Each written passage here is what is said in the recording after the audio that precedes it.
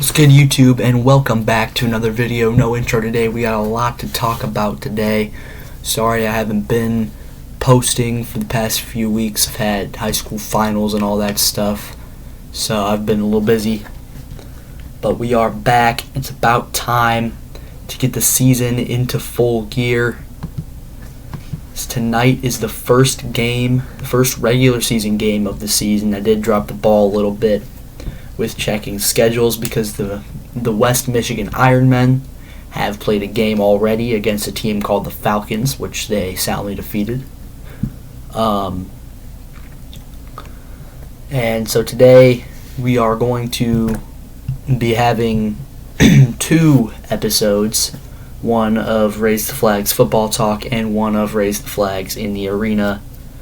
Later today on Raise the Flags in the Arena, we will be projecting the standings for all of the other non-Big Three leagues in arena football, as well as predicting the Ironmen versus the Union, the regular season opener of American Indoor Football, I believe is the league that they're both in.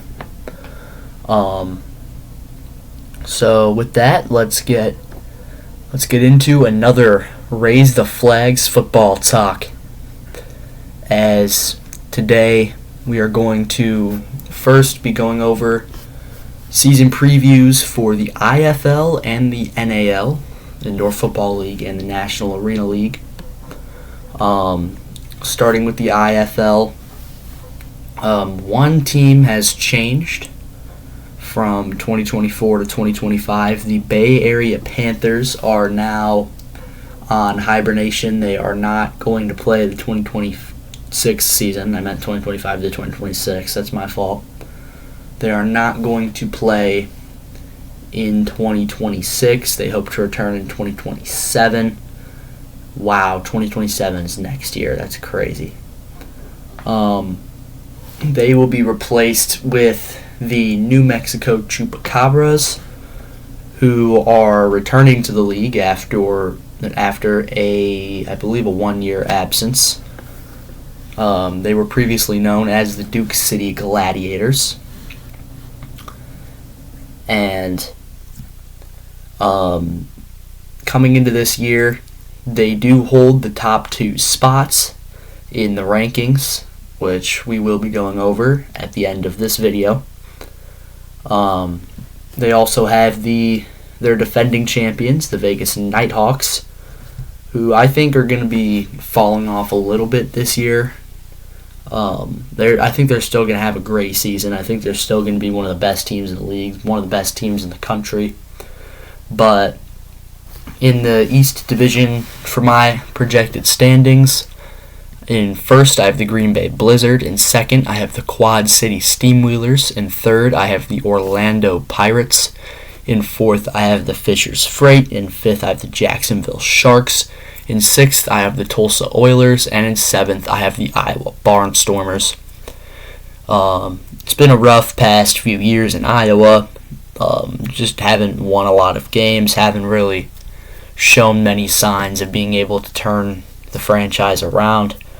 Legendary franchise for the Iowa Barnstormers. One of the greatest arena football teams of all time. But as of right now, they are by far the worst team in the East Division. Moving on in sixth, Tulsa Oilers. I think that they could surprise me and have a really good season. Honestly, outside of the Barnstormers, this whole East Division is really competitive. I think the Oilers, they do have some high expectations, and I wouldn't be surprised to see them make the playoffs and to even see them make a playoff run. Maybe similar to what we saw the Massachusetts Pirates do a few years ago. But I just don't see it happening. I feel like this year is going to be the Freight's year, at least compared to the 2 years that they've had previously. Has it been 2 years or has it just been one? I think it's just been one. Then in fifth, Jacksonville Sharks. I would also not be surprised to see them competing for an Eastern Conference title this year. I think this year is going to be the Freight's year, which is why I have them at 4. But I do feel like the Pirates, Freight, Sharks, and Oilers are going to be battling it out for those 3 and 4 spots in the playoffs for the Eastern Conference. In second, I have the Quad City Steamwheelers. And in first, I have the Green Bay Blizzard. I think this is just pretty obvious. Blizzard have been one of, if not the best team in the league for the past few years. They've come short in the playoffs back-to-back seasons after having probably the best regular season back-to-back seasons. And I do think this year could finally be their year to break the West's streak of, I believe it's 4 in a row Western Conference champions have won the IFL title. Since the championship game changed its name, the Eastern Conference has not won a championship. I think the Blizzard do break that streak this year. But if anyone's going to beat the Blizzard for the Eastern Conference title, I think that it will be the Quad City Steamwheelers. And then, moving on to the Western Division, in first I have the Arizona Rattlers. In second I have the Vegas Nighthawks. In third I have the San Diego Strike Force. In fourth I have the Tucson Sugar Skulls. In fifth is the Northern Arizona Wranglers. In sixth is the San Antonio Gunslingers. And in seventh is the New Mexico Chupacabras. New Mexico spent a year or so away from the IFL, coming back pretty much as an expansion team after already not really being great before taking a year or two off from playing. And I just don't really see, honestly, I don't really see them being a long-term IFL franchise. And I definitely don't see them being a competitive IFL franchise when you have teams like the Rattlers and Nighthawks in this division. The Gunslingers, I don't think that they, or the Wranglers, or honestly the Sugar Skulls really have what it takes to compete with the Rattlers and the Nighthawks, which are obviously the top 2 teams in this division. And I do think that with less competitive teams in the West than the East, it makes it even more of a toss-up for those 3 and 4 spots. Because I wouldn't be surprised. I mean, I would be surprised, but I wouldn't be like, what is this season if the Chupacabras do end up getting the 3 or the 4 spot. Just because I feel like all of the teams in this division, other than the Rattlers and the Nighthawks and maybe the Strike Force, are somewhat equally mediocre, at least for IFL standards. So yeah, we'll see what happens there. The main thing that intrigues me with this division, though, is the Rattlers and the Nighthawks. The Nighthawks, of course, the defending champions. The Rattlers, the Rattlers are always going to be a favorite no matter where they are. They're like the dynasty, the main team. They're like the top franchise. They're the Patriots. They're the Alabama of arena football. 5 Arena Bowl titles in 10 appearances. Multiple IFL championships. The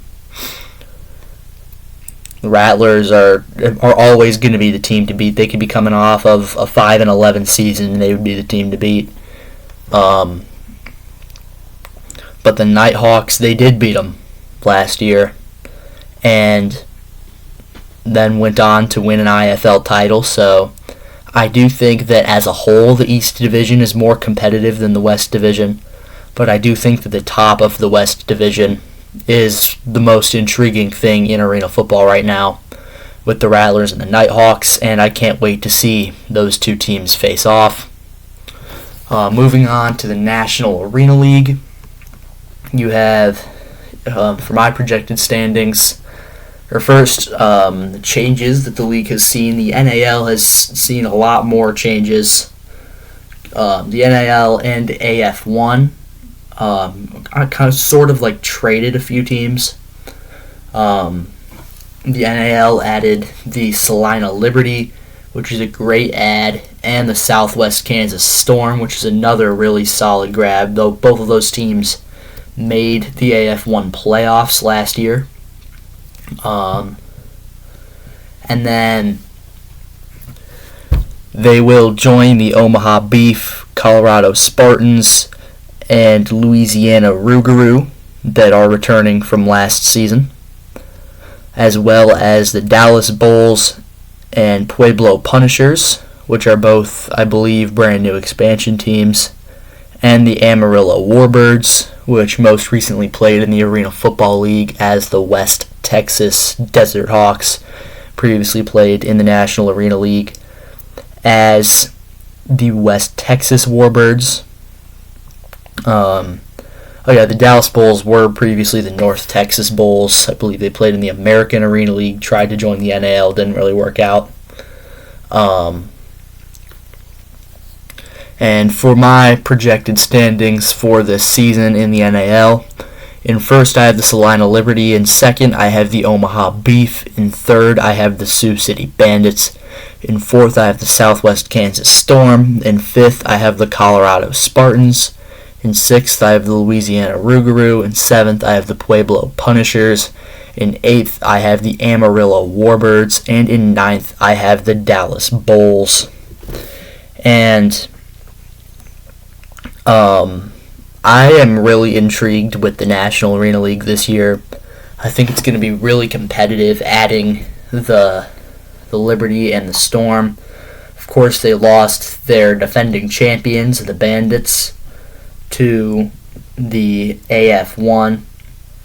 Also lost a few teams to the AAL, the Columbus Lions and the Wheeling Miners, and then the Idaho Horsemen are taking a year or two off.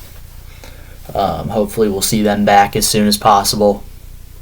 But I think this is going to be really competitive this year. The Liberty and the Storm were two of the best teams in the AF1. They joined the Beef, Bandits, and Spartans, which I believe are by far the other three best teams in this National Arena League. And I do think it is going to be a toss-up between these five teams for, I'm assuming, is going to be 4 playoff spots. So yeah, this playoff race is going to be really fun to watch. And I wouldn't be surprised if we saw the Rougarou or the Punishers or the Warbirds or the Bulls come out and surprise us and be really good. I don't see it happening, but it could. And that's definitely something to watch. However, moving on, before we get into the rankings for this season, I just want to talk about the UFL a little bit. In case you don't know, I am from Orlando, Florida, and so when the UFL announced that they were adding the Orlando Storm, as you can imagine, I was pretty happy. I don't live in Orlando anymore. I live in Michigan. It's really cold and snowy outside, which sucks. I hate this state. Orlando weather is way better. But I can't wait to watch the Storm this year. It got DTR and everything. But the schedule makes me a little mad, because just looking at all the teams' schedules, I think it's pretty safe to say that the Birmingham Stallions and the DC Defenders are the two best teams in the league, right? One, I feel like this schedule is really lazy. Play the Kings in back-to-back weeks in Week 2 and Week 3. Play the Defenders back-to-back weeks in Week 9 and Week 10. And then Defenders and Stallions are two best teams in the league, right? They don't play each other at all. Don't play each other at all. Not one time. Because I believe that it is because the UFL wants both of those teams to go undefeated, that they want an 11-0 versus 11-0 UFL championship game.